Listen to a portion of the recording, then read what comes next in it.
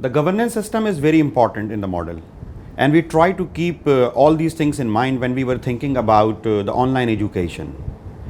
How are we going to have a complete governance system? For example, a faculty member is going to start a class, and how do we know whether the classes are starting in time? And similarly, students are also participating in various classes. So how do we know whether actually these students are attending those classes? So we developed a complete dashboard system. In this dashboard system, assume for a minute a class is supposed to start at 8:30 and we have 50 classes to start.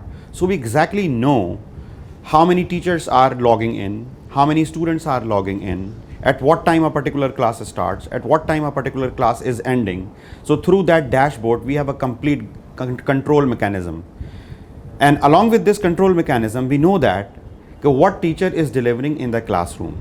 And that is very, very important because we have assigned a complete component to a teacher, and that component delivery is ensured not only by the teacher but also by a reviewer.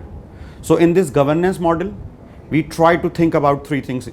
One, whether the teacher is actually engaged in the class and as per regular their time and schedule they are taking those classes. Two, the students are really connected with that, and how many students are connected, and if a student is connected, really they are engaged or not. Because sometimes it happens, okay, once you say an online class starts, students connected, so how do we know whether they are actually engaged with the class or not? So what we ask to the teachers, rather than going for a radio class, just like delivering a lecture for 90 minutes without any interruption, we say deliver a lecture of 4 or 5 minutes and then ask questions to the students. So you know exactly who is connected, who is not connected, who is listening, who is not listening. So this is just like exactly a face-to-face class where teachers always see a reaction. So reactions are also taken by the students.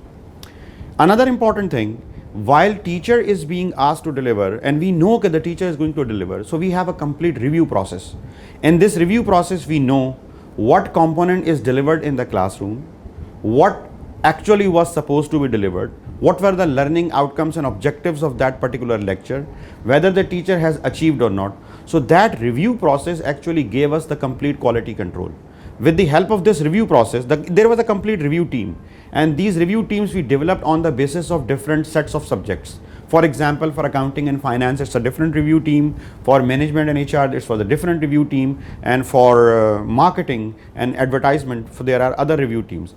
So the review teams were different. The purpose of these review teams were that they are supposed to keep a complete monitor and see the quality, what is being delivered. In online education, sometimes it happens the teachers are dragging something, or sometimes it happens they are wrapping something very quickly and asking students to go by themselves. So we are keeping in mind what is delivered, what was supposed to be delivered, and what actually is delivered. And if there is any gap, so how can we fill up this gap by providing certain resources? The last component in the quality assurance is that how are we going to ensure the overall quality of the entire delivery? So in that case, we developed a complete checklist. On the basis of that checklist, in every course, a teacher is supposed to fill up a checklist. A head of the department is supposed to fill up that checklist. A quality assurance person is supposed to fill up that checklist. So on the basis of that checklist, we know exactly what have we covered, what we have not covered. Are we covering as per the desired or requirements, or are we not covering that? So it means at the end of the week or at the end of the month, we exactly know where we are and what is supposed to be beef up to the students so that we can overcome to the weakness or the gap.